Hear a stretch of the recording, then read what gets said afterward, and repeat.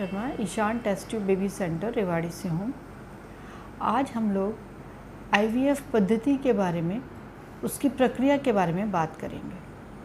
IVF की जो प्रक्रिया होती है वो कुछ चरणों में हम लोग पूरी करते हैं और उन चरणों के अलग अलग टर्म्स हम यूज़ करते हैं। जैसे फर्स्ट जो पहली चीज़ हम करते हैं जिसे हम कहते हैं डाउन रेगुलेशन। डाउन रेगुलेशन में हम क्या करते हैं कि स्त्री के हार्मोन्स को इंजेक्शन के ज़रिए कंट्रोल करते हैं ताकि वो हमारे हिसाब से, हमारे काम के हिसाब से नियंत्रित हो सके, उसकी मेंस्ट्रुअल साइकिल, मासिक जो उसका धर्म होता है वो। और जब वो हमारे हिसाब से नियंत्रित हो जाता है, उसके बाद में जो दूसरी प्रक्रिया हम करते हैं उसे कहते हैं स्टिमुलेशन। स्टिमुलेशन में हम क्या करते हैं, ओवरीज जो होती हैं उनको हम हार्मोन्स देकर उत्तेजित करते हैं एग या अंडा बनाने के लिए। तो उस प्रक्रिया में हम उस दौरान जब स्टिमुलेशन की प्रक्रिया चलती है तो उसमें हम क्या करते हैं, अलग अलग इंजेक्शंस लेडीज़ को दिए जाते हैं, उनके शरीर के हिसाब से डोज डिसाइड होती है। और उसके साथ साथ हम अल्ट्रासाउंड के ज़रिए ये देखते हैं कि जो हम डोज़ दे रहे हैं उसका क्या इफ़ेक्ट उनकी ओवरीज पर हो रहा है और उस डोज़ को हम अकॉर्डिंगली ही मॉडिफाई करते हैं। जब इस प्रक्रिया के ख़त्म होने का समय आता है उस समय एग्स तैयार होते हैं, उस साइज़ तक पहुंच चुके होते हैं जितने पर हमें उन्हें रिट्रीव करना होता है, निकालना होता है।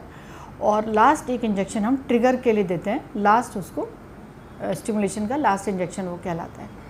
उसके स्टिमुलेशन के समाप्त होने के बाद एक दिन के अंतर के बाद में हम एग्स को रिट्रीव करते हैं बेहोशी में। रिट्रीव करना मतलब निकालते हैं अंडेदानी से बाहर एक विशेष सुई के ज़रिए।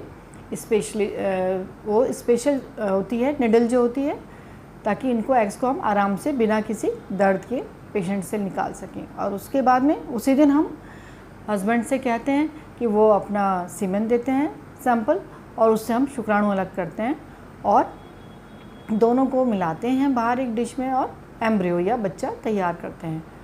उसके बाद 2 दिन का या 1 दिन का गैप होता है बीच में, जिसमें हम उनको जो तैयार एम्ब्रियोज होते हैं उनको इंक्यूबेटर में रखते हैं। एक मशीन होती है जो माँ के गर्भाशय की तरह काम करती है और उसमें वो फिर परिपक्व होते हैं, मैच्योर होते हैं। उन मैच्योर एम्ब्रियोज को 1 या 2 दिन बाद हम मशीन से निकालते हैं, उनको देखते हैं, जज करते हैं वो मैच्योर हो चुके हैं। फर्टिलाइजेशन मतलब निषेचन प्रक्रिया पूरी हो चुकी है उसमें, और अगर ऐसा सही हुई होती है तो उनमें से हम एम्ब्रियोज को उठाते हैं महासार और माँ की गर्भाशय में प्रत्यारोपित करते हैं। उसमें बेहोशी की ज़रूरत नहीं होती है।